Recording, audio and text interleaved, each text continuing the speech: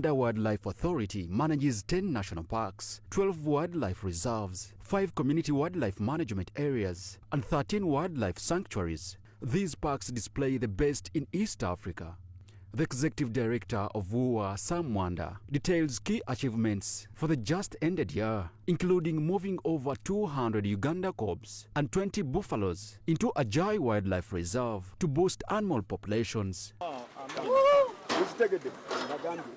We've cleared invasive species that are in many of our parks, doing over 3,000 hectares, and this not once but 2 or 3 times to ensure that these species die.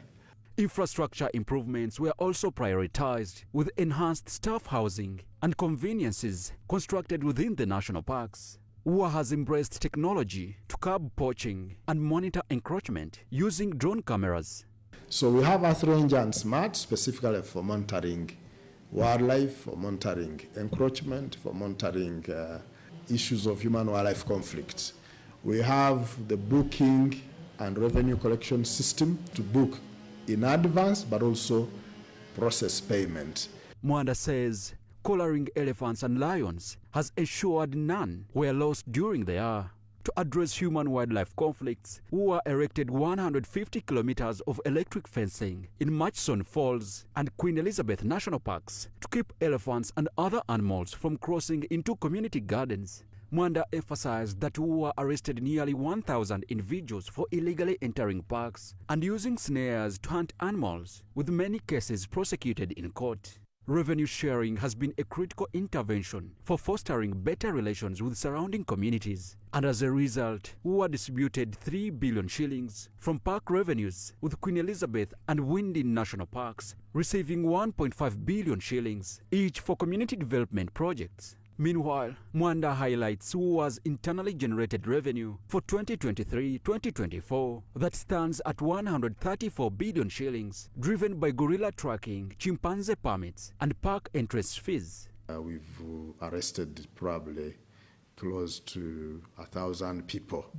that we've taken through courts of law for entering the parks illegally. We have a mobile education and awareness van that we take all over the country and that functions so that people are aware that these protected areas and the wildlife they have is for them. So those are challenges that have caused us to spend more resources into addressing them than actually doing conservation work. Looking ahead to 2025, WUA plans to prioritize resolving human-wildlife conflicts, reducing invasive species, and improving the quality of tourism products. Conservation efforts by WUA is one that one would say is good news. But of course, every development that is done at the expense of the people who have settled there for generations, has to put into consideration the aspirations of the local people.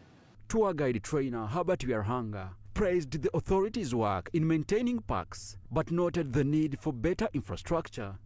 Strong collaboration between the private sector and especially Uganda Wildlife Authority has been giving out. The Uganda Wildlife Authority has been giving out the gorilla permits, entrances to help the marketing. We are trying to work with Uganda Wildlife Authority to make sure that we start conducting some of the night game drives. The services have become much better compared to what we are going through during COVID time. Mwanda reiterated that addressing climate change and human-wildlife conflicts requires a collective effort and additional government support for resettling affected communities near parks.